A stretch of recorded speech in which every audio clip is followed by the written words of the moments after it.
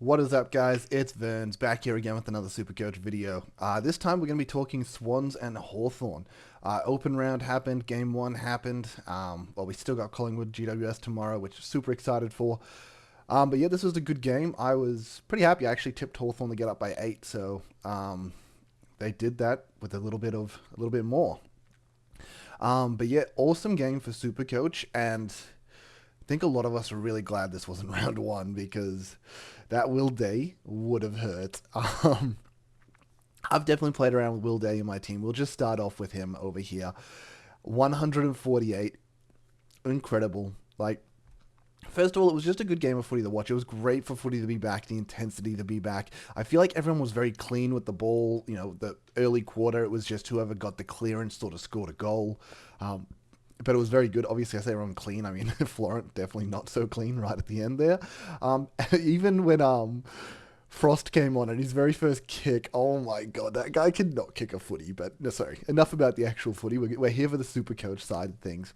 And Will Day went for 148, which was insane. Someone I floated around with in my team. Then the last Amy series game happened and he played a lot forward. And I'm like, look, I'm sure that's not going to be his role. Like, clearly that's not going to be his role. But it is a bit scary, and I don't know how much he's going to spend forward. And Will Day is definitely, as someone that's owned him previously, he's had these pretty low floor games, and I was like, oh, maybe I won't. And then we see this, and it's like, okay, I'm going to have to find a way to make it happen. I guess the only thing with Will Day to take into account is he's always someone that seems to get some sort of knock. I feel like this is a common thing with like Will Day, Whitfield. Like, there's guys that just seem to get these sort of contact injuries where it's like, bro, he got 148 in 73% game time because he took a knock and he took a spell for like the last 3 minutes of the quarter. I think it was the third quarter, if not longer spell because of it. But I mean, yeah, incredible numbers. You would think there's more meat on the bone because of that, but he is someone that notoriously does seem to almost get a knock every week. But obviously, it's got a ring in your head. What happens if he doesn't get a knock? What happens if he doesn't get tagged by James Jordan? This guy goes 200 easy. Like, yes, we're not expecting the 3 goals every game. He had 6 frees against. We're not expecting that every game. But even like taking those out, his numbers are still really good for what he's priced at. Once again, if you're going to take those out, then what? We'll take out some of the negatives. Yeah, his game time was low. Okay, let's take that out and up it a little bit. We make up for it a bit that way, sort of thing. He doesn't get tagged by James Jordan yet. Up it a little bit that way. So, like, I think this is pretty insane, though. Like, this was, I guess the only thing to take into account, I think he was, 111 at halftime, 124 at halftime, and then finished on 48. So he got like 24 points in like the last half of footy, which is kind of crazy in itself, that he did so little. I think he only had 2 touches in the third quarter and not much in the fourth, maybe 3 or so. But that's just what that tag can do, unfortunately. And we know that tags will be in force. I think Hawthorn have when do they have Bedford? I feel like they have Bedford pretty early. We'll look at it later, but like, yeah, I mean, that's the thing that you can't pick someone. No, sorry, not pick someone because you're like, oh, they'll get tagged, sort of thing. Because what happens when they don't get tagged? What happens in the games that they're not getting tagged? Like, they'll just go bananas. Like, I could see Will Day against he has what, West Coast and Tigers early. I could see him going 160 plus very easily on those teams and a very easy captain option, or VC option that week. So, yeah, someone that's you can't not look at him right now. If you're not picking him, it's going to feel pretty scary. Obviously, he has the buy round 4 as well, but I think at that price, it's one of those things where it feels like you're almost getting him 100k underpriced. Even if he's 50k underpriced, it's still more bang for your buck than getting some guy that's like 630k but it's playing at a 550k level. You're better off getting someone at 500k playing at a 550k level because they're almost playing at the same level, but you're like saving 130k. So like, I don't know, like, I think Will Day's just, it's a no-brainer now. Like, I need to stop talking about it because it's just too obvious. Lloyd Meek, oh, man, I was really sitting there considering how do I get Meek into my team as well because I know his early run is super, super easy.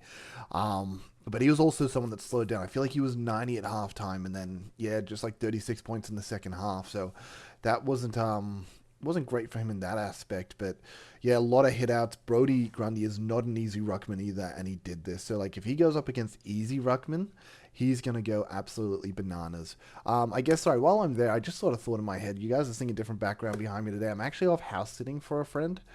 They've gone away. Well, they went away for a festival. The festival got cancelled, but they decided they'd still camp for a day or two. So I'm just house sitting their pets and whatnot. They've been really good boys. They're such good boys. I mean, they're not all boys. They have a little kitty as well.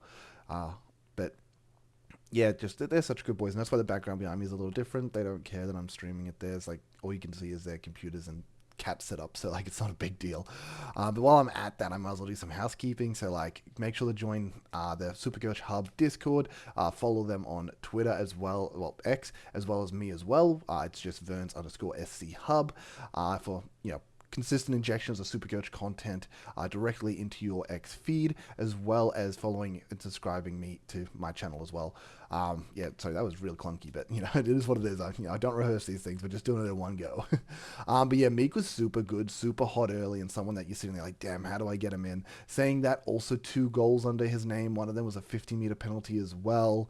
Rampy just knocked the ball out of his hand, which was so dumb by Rampy, but just like, yeah, you're not going to get that every week, but against one of the hardest ruck matchups that we have, he put out a 126. Like, as I said, what's he going to do when he comes into these easy ruck matchups? You think, yeah, at his price, you'd think he's easily going to be getting 130s plus in those matchups, which, once again, another good VCC option. Yeah, Scrimshaw, cool, lockdown defender, so we don't really care too much. Nash, Amon, kicked a nice goal. Cam McKenzie, actually a massive game from him in reality. I mean, he gets 97, and he's priced at 280 as a forward. With Warple being injured, I definitely saw him around that CBA mix. I do wonder, with Warple getting injured now, I think they said syndesmosis, if he can get a bump in CBAs, can Cam McKenzie end up a nice little sneaky one here for us? Look, it's hard to say, because like we have so many good forward options already. Like, why do I want to jump on a speculative pick? Why do I want to jump on a speculative pick like Cam McKenzie when we have people like Daniel, Jack McRae? I think Bailey Smith seems pretty safe. So, I mean, obviously we have something to accommodate for his bump here. He's going to get a bump in CBAs because Warple's out, so that could be a bump in scoring as well as natural progression. The kid's quite good. I do like him. I picked him up in a keeper league as well. Obviously, he's not going to have probably forward status for much longer, but yeah, really impressed with what he did. And, he didn't get any goals. He didn't get any extra free kicks. He just tackled hard, was part of the contest, contested possessions through the wazoo. And yeah, his efficiency wasn't even crazy. So just like, yeah, someone that maybe we'll take a little look at and see if he's worth it. Sicily, yeah, good enough, but went forward, and that was my whole thing why I wasn't picking him, because, he went forward even for a little bit in their practice game, and it was like, nah, not for me. Did it for a whole quarter. It's nice, but it's not something I'm interested in. Maybe more a bit later in the season, and I think that's really it for what we care for. Jumping over to Sydney, Matt Roberts. So obvious in my opinion. I feel like in my last team review, I just said like he's the most, in my opinion, the easiest pick in the game. Someone that's, in my opinion, going to perform to a premium level, but we're getting him for cheap as chips. And game 1, that sort of already gives us the data that that's going to be the case. 20 kicks, that's massive. Yep, 6 handballs, 9 marks. It's what he does. He gets linked up in the chip mark, and he's just, just scores massive bulk super coach. He's, honestly, where is he? He is the Lloyd, he is the new Lloyd of old. Yeah, I know he didn't really get the kickouts. I think he only had 1. Blakey was actually having a really good game as well. But yeah, Roberts just cheap as chips. Just think a very easy pick here. So yeah, super easy. Blakey, good game. Someone else got in the keeper league as well, which was cool. Chad Warner, good game again from him. 2 goals again. I mean, he's that threatening midfielder that also hits the scoreboard, and that's what makes him so scary. Heaney, not bad. I think Heaney's someone that might be slept on a little. Obviously, contested possessions, huge. Clearance is huge. I think it's one of those things that whenever someone's a really good forward that plays majority mid, the next year you just sort of forget about them. But in reality, like, he's still really good, and he could still be a top 6 mid. Obviously, he's got the bye early, though, so I don't think we're going to be picking him, but someone that could definitely be an upgrade target later on, depending on how he goes. I'm so sorry I got these hiccups halfway through. Grundy, yeah, we're not going to pick any of them. Not really anyone else that's relevant here until we get to the very bottom, which is Sheldrick. This is a little frustrating because I thought Sheldrick was just a. I thought he was a simple pick as well. I thought he was as simple as Roberts sort of thing. Like, you're putting him in the team, he's got the high upside for scoring, but he's also just like, I thought he wasn't going to get subbed. Thought he was not at sub risk. So now at the point he's been subbed, and honestly he had a really poor game. I thought he was pretty bad as it was. So I was like already questioning, like, oh, am I really going to pick this guy? He doesn't look good. Then he gets subbed on top of it. Nah, bro, that's kind of terrifying. So I think, unfortunately, Sheldrick, I don't think I want him. But yeah, I guess that's the game. We're going to jump to the actual Supercoach side of things. So this is how my team was looking coming into things. Now, obviously, Brisbane no longer have a bye, so I moved Zorko in because I just feel like he's a very easy pick as well. Someone that has a very high ceiling. He has very easy matchups early. And then I think on top of it, he's in high risk of injury. Not high, but like pretty moderate risk of injury. And with these kind of guys, you don't want him to torch you for the first 6 rounds going 120 and being like, I need to get on him. And then by round 9, he's blown a knee or something. And it's like, well, now I need to get off him. You want to be on them early. And especially for the older players, you want to be on them early because sometimes halfway through the season, they sort of fall off. So Zorko moved into my team because of that. That was super easy. As you see, I haven't done any adjustments yet. I sort of planned on doing that with you guys here. So Zorko, not really interested in. Cam McKenzie, I want to see what's he at. McKenzie? Oh, gosh. I'm just going to take Cam. Can I get away with Cam? Yeah, I can. Oh, he's 327 mid only. Okay. So I must have been last season he had the forward DPP. Yeah, no, I can't pick him up for 327. That's not that much cheaper than Chera and the rest of them. Yeah, I think definitely will have upside though. So, you know what? If you went for a real left of field option, why not? I think the good news here is we obviously just go Sheldrick for O'Sullivan.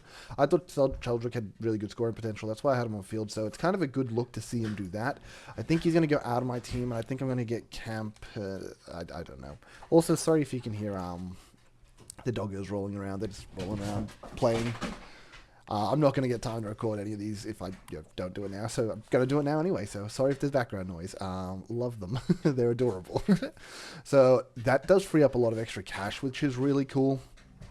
As you can see, Jordan Clark's gone from... Oh, no. Last time I had Nass in the team, but I'd actually moved it to Clark. I heard Cleary was also in the managed group, so I don't know if he's going to be sticking around. And that's where it gets a bit hard for me here because, like, I kind of want to get Cleary up to a 5th defender, but I also really do want to try and get Day in, but I don't really want to lose any of these boys. I'm pretty hot on all of them. As you can see, I've really spent up for the rookies I'm getting in, for these mid-prices I'm getting in. I want to get the guys in with good scoring potential, with good job security. I don't care if I'm paying a bit extra for it, because I am getting a lot of mid-prices that I think I'm getting value on, so I can sort of make up for it there. Man, they're going pretty nuts over there in the background. I'm so sorry in advance. I think Luke Parker's maybe one I'm going to look at moving, just for a minute. Parker's one of those ones that I've had in my team, and I haven't considered moving him the entire preseason. But in reality, he did play a lot of forward in their practice game. Will Powell was looking really good. I don't know if Powell is going to be a problem for him, as well as they have Phillips running through there. I don't know. I think... he's one I haven't moved out of the side, but I am wondering if I maybe move in maybe one of these cheaper forward rookies and I free up some cash that way. It was really the only way I could see me getting extra cash that I needed, except for maybe going Gorn down, but I really want Gorn. Now, I like Pal Pepper. I think job security is really good. I don't think there's another forward that's like hugely stands out for me that I want. Joe Barry was okay. Yeah, I'm not sold on any of the job security of the rest of these players. So, Pal Pepper, how much money in the bank does that give me? 280k. 280k on top of Finn O'Sullivan's just not enough, is it? Oh, it's like 10k short. Yeah, or 14, no, 12? Yeah, 12k short. Definitely not getting me anywhere near... I could, that's the thing, I could bring in short. I could easily bring in short here for Cleary. And then, what, miss on Day? Oh, that's hard. Okay, I'm going to play around with something here. Just work with me. So what if I went to Clark, meaning I go to Day, and then I can still get O'Sullivan, Finn. Okay, That's not bad. That's not bad. Let's just save this. I don't mind that at all. That's not a bad looking team. That's not a bad looking team. Okay, when you have your bye, yeah, we got coverage. We got coverage. No, we're fine. We're fine. Oh my gosh, get out of my way. Yeah, I mean, that's not too much adjusting, and that looks pretty good. Ah, could I be sold on that? Jesus, mate. Could you shake more? Oh, great. Now they both want pats. I could go... Yeah, if I went Gorn down to like a Meek. I really, really want Sarong, though. I gotta be honest here. What if I go a Zorko down to like... Let's get Sarong in real quick. I could go Zorko down to Short. Short's like the one here that I'm not super hot on personally. I'm not super hot on Perryman either. Like, he has a really good role, but I'm more hot on Perryman than I am Short, but I'm not like super hot on any of them, so like I could move.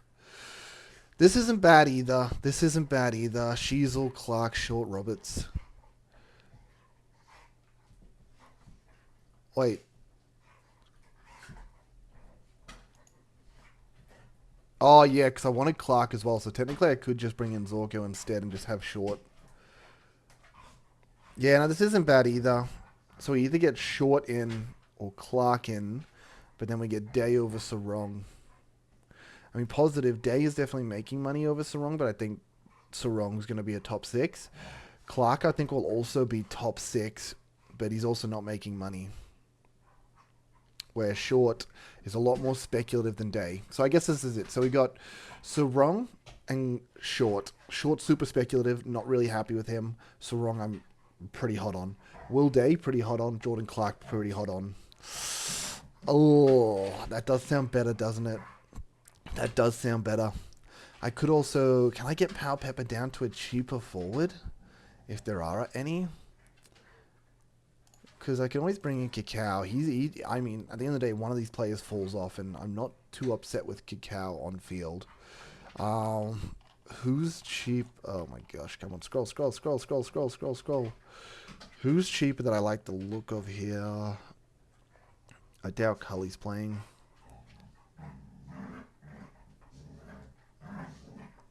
I doubt... Maybe... Is Pendler going to play? Warner actually scored this game. What did he score as well? Where's the open round score? 60... Nope. Nope. Nope. Doesn't show me. Okay. Do I need to bring you in to see your score? Oh, you got 50. Nice. What's your break even at? 28. I thought Corey Warner wasn't actually too bad.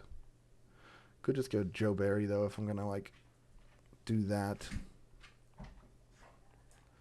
Not super sold on most of these forwards, I gotta be honest.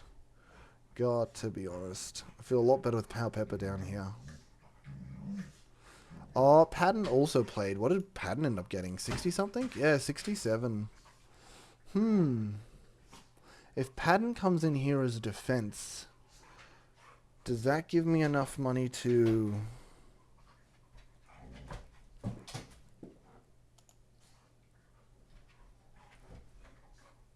Nah, it doesn't work because as much as I want Day in, then I'm bringing in a rookie in defense. I don't know if I like that either. Sorry, guys. Really dicking around with this. Oh, man. I mean, because, yeah, let's say Short goes out. Let's bring in Day just to, like, look at what it's looking like. They're going pretty ham. Sorry, team. 200k. It's a lot of money for a defender, so you'd hope you'd be able to get someone good, but... I look here and I'm just not sold on anyone. Connor O'Sullivan at least played, so I don't know if he's going to keep playing. Yeah, I'm not sold on any of these defenders. They're just not good. Not good at all. Don't want any of these guys. Almost be better swinging Patton up there and then bringing a Joe down there. There's a lot of mid prices in the midfield.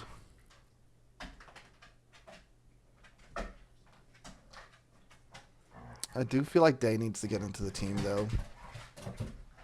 Okay, yeah, I think Day has to get into the team. I think we're just gonna do it that way. Okay. Um, Obviously we have another practice game to go, and we have decisions to be made in the meantime. But and then we had Finn O'Sullivan here, so the Finn, oh, double I, and then that meant that I could go Pal Pepper down here. Yeah, and that's not bad. Like, I do like this setup. And it does mean I get Day in, who's at value. Let's just... What's his break even at as well after that? Pretty low. And he's run super easy as well, isn't it?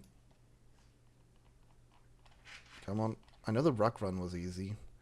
Oh, okay, so not easy, not easy, tag, not easy. And then it gets a bit easier for these 3 to 4. Doesn't need to be easy, though, because he's a good player. He just, as long as he's not getting tagged, he'll be fine. Bedford might tag him, though. Will Drew might play a defensive role. O'Connor, he's got a buy in there. Oh, God, looking at the fixture actually makes me fall less in love with this. A lot less in love with this. Nah, he's still so good. I don't know how I can't pick him. I just want Sarong really badly, though. And we can make Sarong work.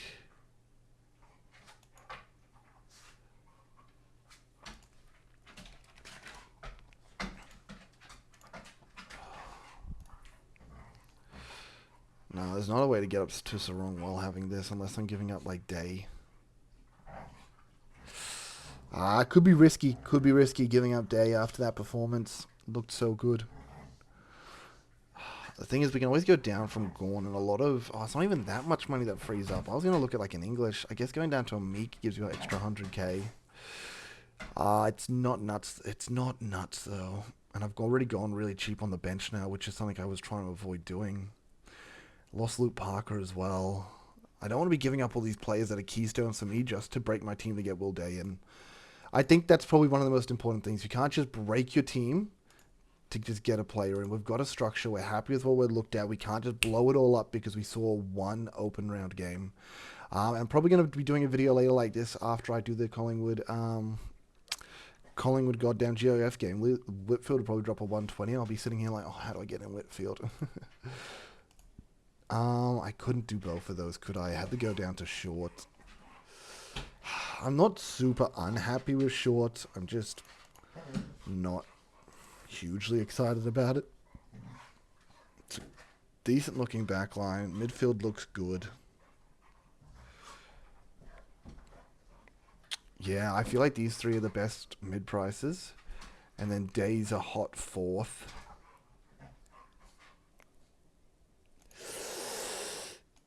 Oh, am I really blowing the team up for this? Because I at least get Clark in this way and we get 20k rather than 10. Okay, we're going to leave the team like this for now. I do like it. I do honestly like it. I feel very safe in the forward line. I feel like the floor's pretty high for these two guys and the job security's high. Flynn, very happy with going to Conning. Very cheap midfield where there's not really an uber premium. Obviously, though, I've kind of got 3 uber premium defenders because that's kind of what you get from defense. Definitely uber premium and Sheasel. I think Zorko could be deemed uber, and Clark, even if he's called normal premium, it's fine. We have Uber and Gorn. So I still have like 3 Ubers. Very happy with Gorn as the captain into this match. Even DeConning has good matchups in his first few rounds. So there's plenty of good matchups. I probably don't need to worry. Oh man, I do not want to be giving up so wrong though. Whatever. I've been tossing up on this for ages. I'm going to do another video probably after the next game. We'll talk a bit about it and we'll figure out a team. Till next time, guys, I really appreciate all you tuning in, liking, and subscribing for your consistent injections of Supercoach content directly into your YouTube feed. Peace. Later.